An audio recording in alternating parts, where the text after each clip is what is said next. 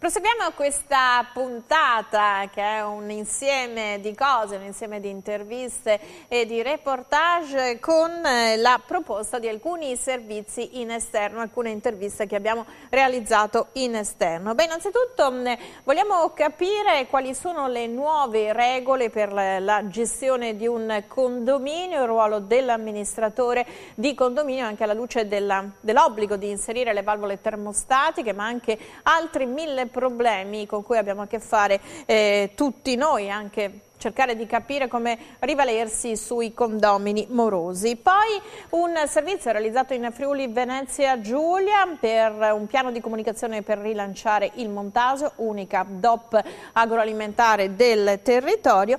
Infine un concerto Natale di notte dedicato ai bambini dell'isola che c'è. Io vi lascio a questi servizi, grazie per essere rimasti con noi, ci rivediamo domani mattina con 7 in punto, arrivederci.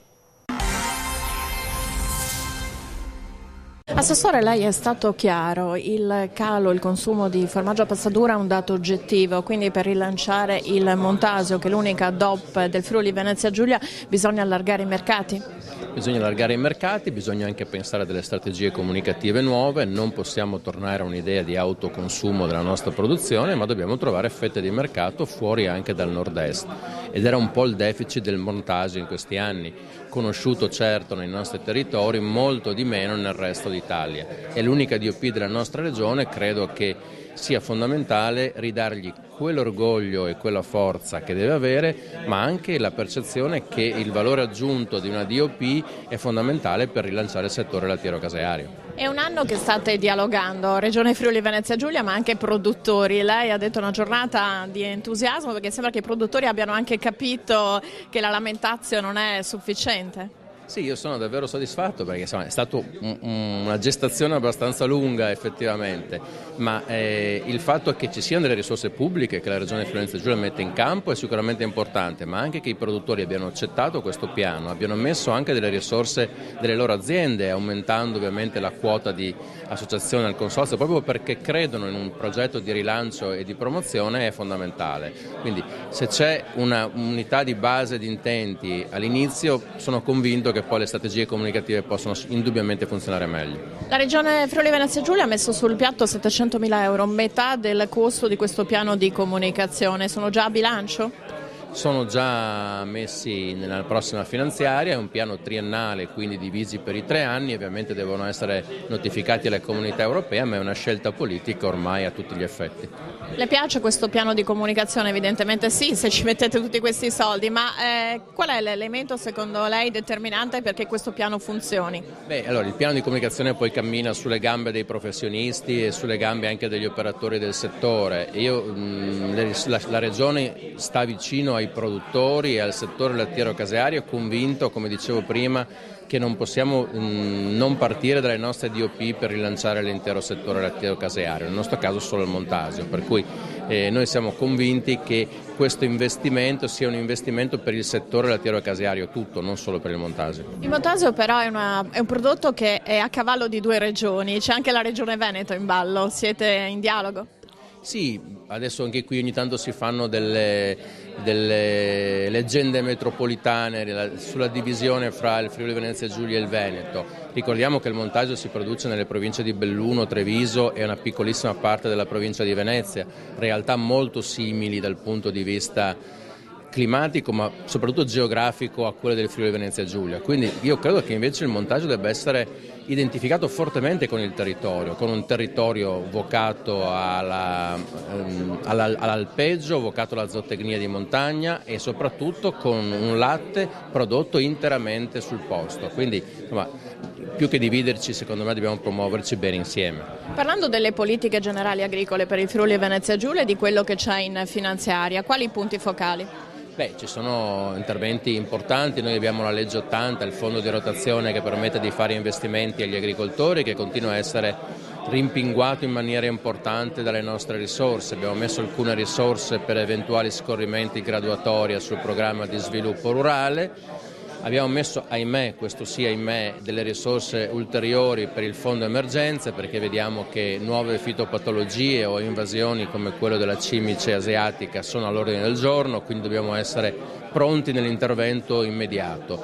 E insomma, quindi delle risorse davvero importanti, devo essere sincero. Sono anche soddisfatto nell'interlocuzione con la Presidente e con i miei colleghi, perché insomma le risorse riservate al settore primario sono davvero importanti. A proposito di relazioni con la Presidente, che aria tira in Regione Friuli Venezia Giulia dopo il 4 dicembre?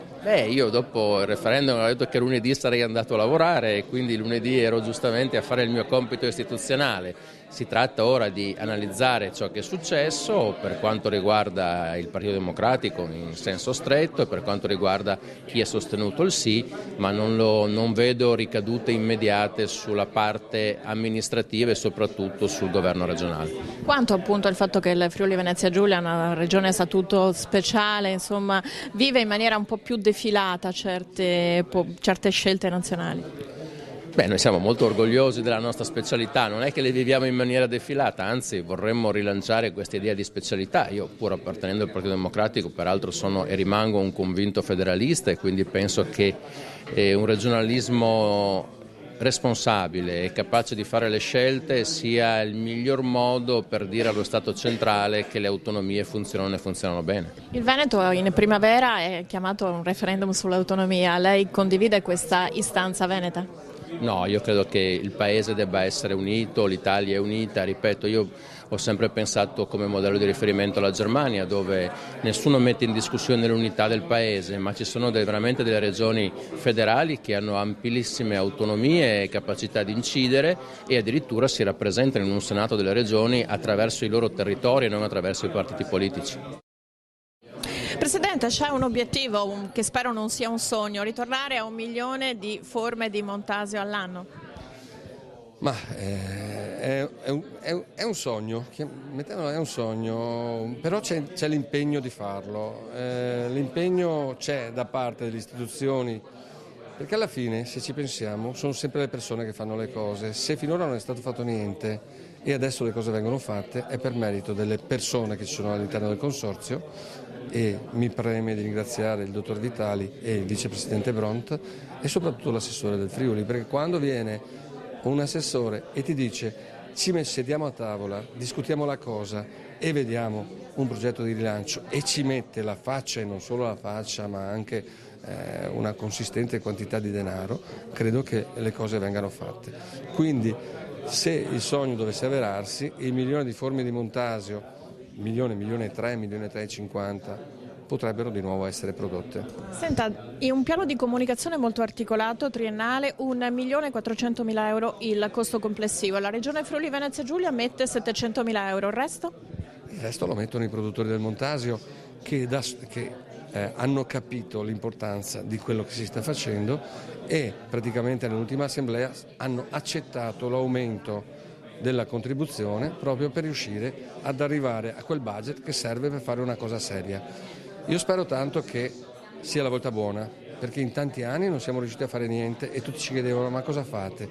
Il Consorzio ci sta mettendo la faccia, la Regione Friuli pure, speriamo che anche la Regione Veneto ci dia una mano per rilanciare questo prodotto che effettivamente sta perdendo importanza, e quando perde l'importanza un prodotto di questo tipo perde importanza un settore. Ricordiamoci che è l'unica DOP che c'è in Friuli, per cui è l'unico prodotto che deve per forza essere fatto con latte friulano. È però un prodotto che non perde di qualità, anzi il lavoro del Consorzio fino adesso è stato quello di garantirne la massima qualità, ma c'è un calo dei consumi generalizzato proprio verso il formaggio, quindi è importante ampliare i mercati ed è questo l'obiettivo di questo piano di comunicazione Momenti di Montasio? Posso assicurare che quando il Montasio viene presentato in qualsiasi situazione anche all'estero viene apprezzato. Hai detto una cosa giustissima. L'importante è riuscire a focalizzarlo e a renderlo di nuovo amato come era nella zona di produzione, ma soprattutto farlo conoscere fuori.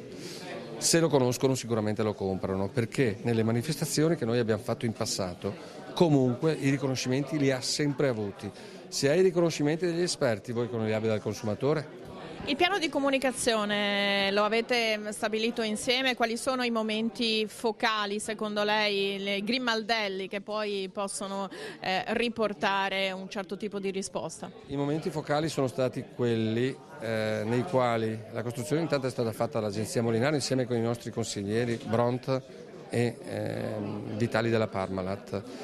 Hanno dimostrato grande professionalità perché li abbiamo presentati l'assessore e l'assessore è stato contento del lavoro. Li abbiamo presentati in assemblea, l'assemblea si è proposta di aumentarsi il contributo proprio per riuscire a portare a termine, quindi vuol dire che il lavoro che è stato fatto ha avuto il risultato che speravamo. Lei ha sottolineato anche un altro aspetto, il latte è uno di quei prodotti bianchi che è stato messo un po' sul banco degli imputati da scelte nutrizionali, da esperienze nutrizionali che vengono in qualche modo sostenute. Voi come pensate di contrastare insomma, questa informazione, questa scienza che dice insomma, che il latte non fa proprio benissimo?